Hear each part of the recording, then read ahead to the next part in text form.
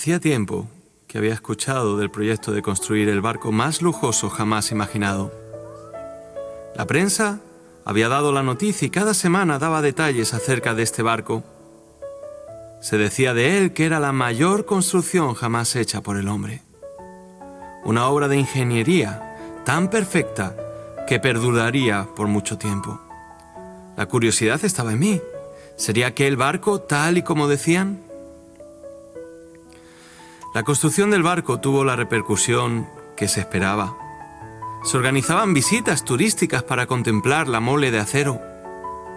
El muelle en el que se estaba construyendo había sido creado expresamente para la ocasión.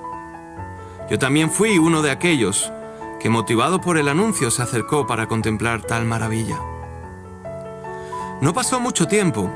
Aún no se había terminado de construir cuando pusieron a la venta los billetes para su viaje inaugural. El precio variaba sustancialmente en función de la clase del camarote que se seleccionara. La primera clase era increíble. Tenía todo lo que una persona pudiera imaginar. Y un servicio personalizado las 24 horas del día. Camarotes amplios y dotados de toda la tecnología hasta la fecha inventada.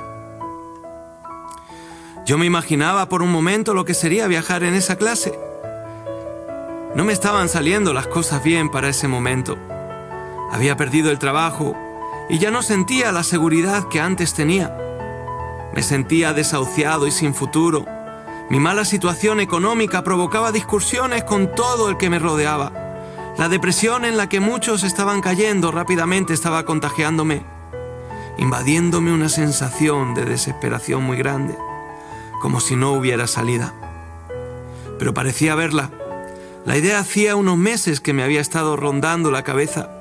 A raíz de la construcción de este barco, yo pensé, ¿por qué no embarcarme rumbo a otro lugar? Por un momento analicé los pros y los contras. Muchas dudas aparecían en mi mente, pero a la vez, solo el hecho de pensar en salir de aquel lugar tan sombrío en el que me encontraba fue suficiente para decidirme.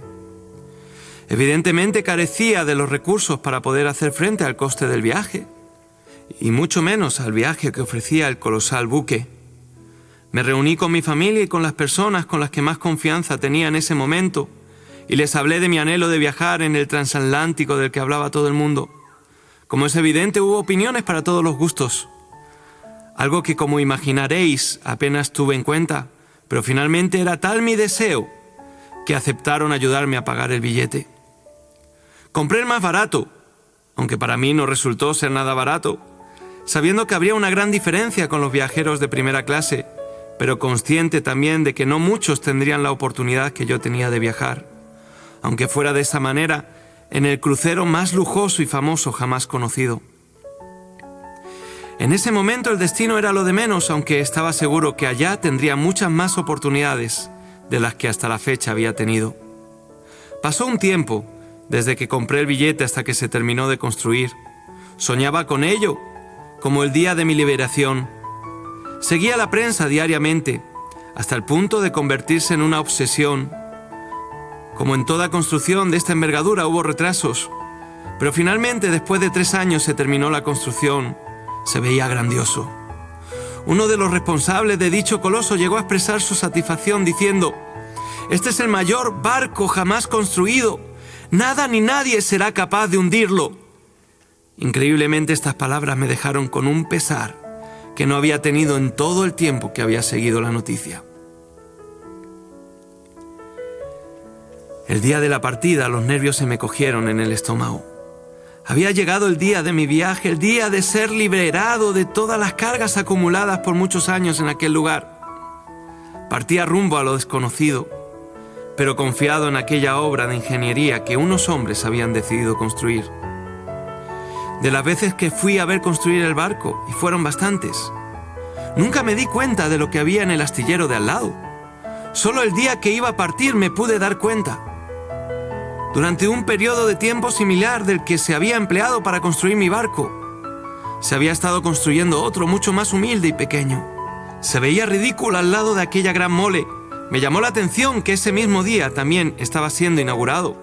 Algo sin mucho sentido para mí, pues era el día de mi barco. Ya nadie, excepto a los constructores de aquel barquito, se les hubiera ocurrido festejar en ese día dicho acontecimiento, pues quedaría empañado. Más curioso todavía fue que hubiera personas decididas a viajar en ese barquito. Mis nervios aumentaron justo en el momento de cruzar la pasarela que unía la mole con el muelle. Mucha gente se había concentrado en el lugar, algunos solo para ser testigos de la salida del primer viaje de este barco, otros como yo, ya habían adquirido un billete para viajar. Un grupo de trabajadores se encargaba de ordenar a los pasajeros, que como yo, habían adquirido el billete más barato. Nos estuvieron esperando en la borda un buen rato, hasta que los de las primeras clases habían sido llevados a sus camarotes.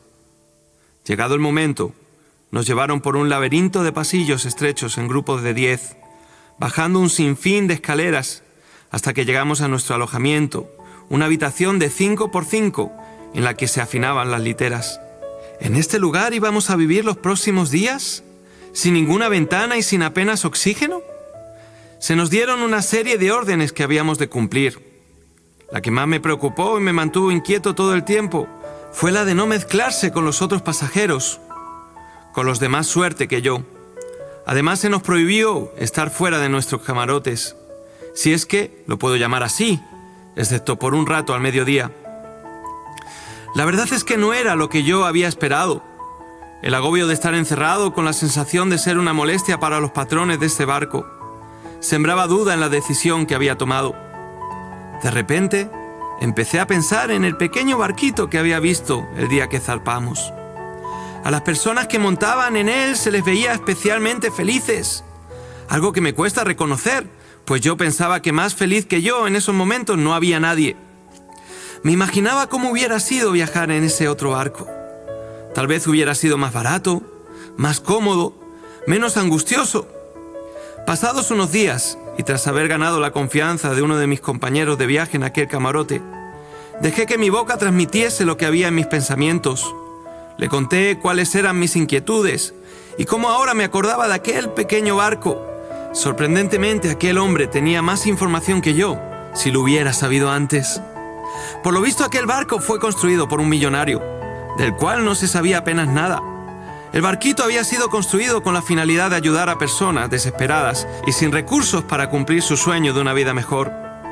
Aquel millonario, por lo visto, había puesto un pequeño anuncio en el periódico, anuncio que por supuesto yo no llegué a leer nunca, a pesar de que fue puesto siempre junto a la noticia de la construcción del gran barco en el que me encontraba.